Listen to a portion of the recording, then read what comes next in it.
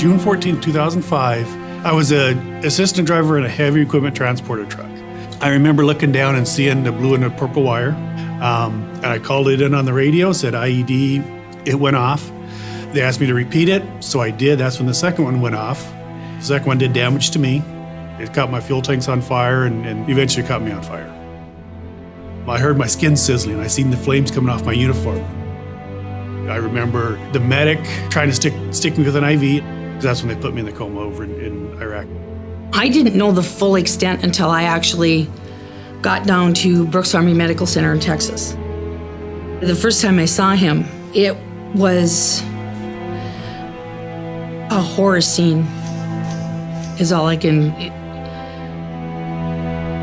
I sustained third degree and deep tissue burns to 31% of my body, along with breaking my foot, shattered my hip, and breaking my shoulder.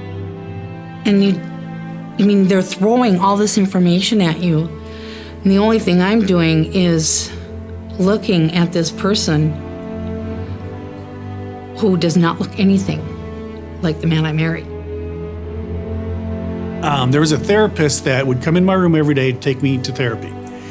Every day, if she was pushing me in the wheelchair, I would turn my head away from the mirror. The therapist seen it. And one day she turned me towards the mirror. She walked out of the room. I had no choice but to look at myself. And that's when I realized the extent of my injuries.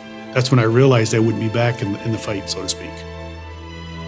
Being injured and being apart from my kids for that long was very emotional. To leave for Iraq looking like this, come home from Iraq looking like this, it was very traumatic on me. I withdrew from society, as most of us will, because we don't like to go out in public and be stared at. I didn't think my kids could look at me the same anymore.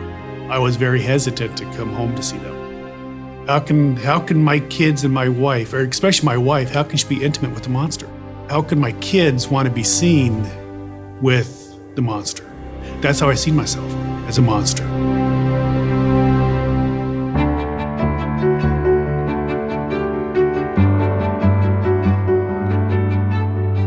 My old case manager from Texas got a hold of me. Said, we have this new surgeon, this new program, and they're looking for patients.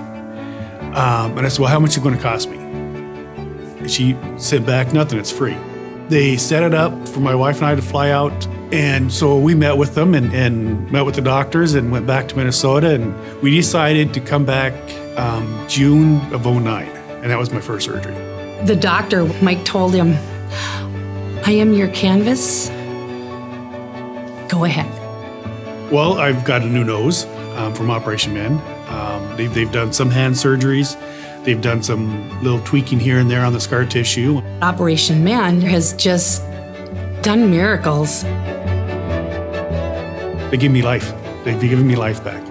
And when I say that, I've always had life, but they made me believe that just because I was disfigured, I wasn't different. Now my wife can't keep me out of the stores because of the way I look today. They treat you, I don't want to say like kings, but they treat you like kings. They have been not only good to my husband, but if I'm hurting emotionally, they've been there for me. And for Mike, he knows that if I'm comfortable, it's best for him, because he worries a lot about me. And we always joke about, now wait a minute, who's the injured one here? I don't take life for granted anymore. And I enjoy life. Family is number one. And that's what I learned about myself. You can have all the best surgeons in the world to heal this.